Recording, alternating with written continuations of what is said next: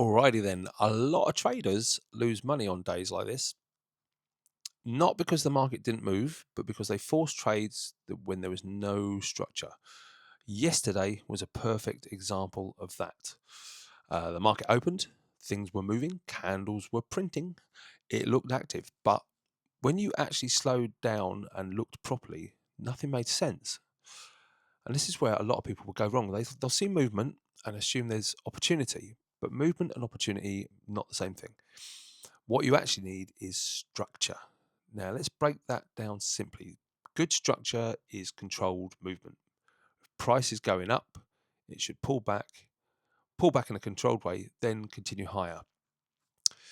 That tells you buyers are in control. If price is going down, it should push down, pull back, fail to break the previous high, and continue lower. That tells you sellers are in control. If you don't see that, you don't have a trade. And yesterday, that's exactly what was missing. What we had instead was messy price action, candles moving up and down, wicks on both sides, no follow through, no consistency.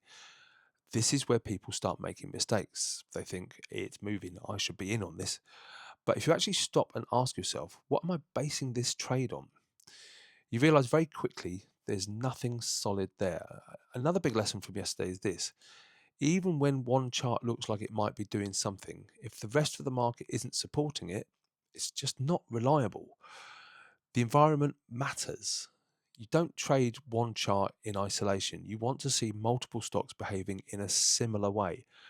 If everything's out of sync, that's a warning sign. Now, later in the session, there was a move, and this is where hindsight starts to mess with people because after that move, it looks clean. It looks obvious. It looks like something you should have taken. But here's the truth: if you can only see it after it's already happened, it wasn't a real opportunity. There was no clear setup before the move, no structure, no confirmation, no logical entry, just expansion. And that's not something you can build consistency on.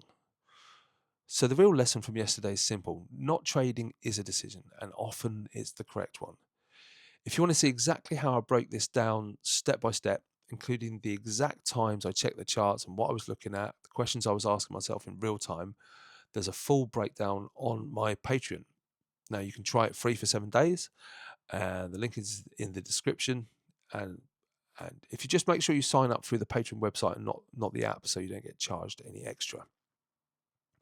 I'll be back with more videos soon, but until then, stay sharp. Don't rush anything.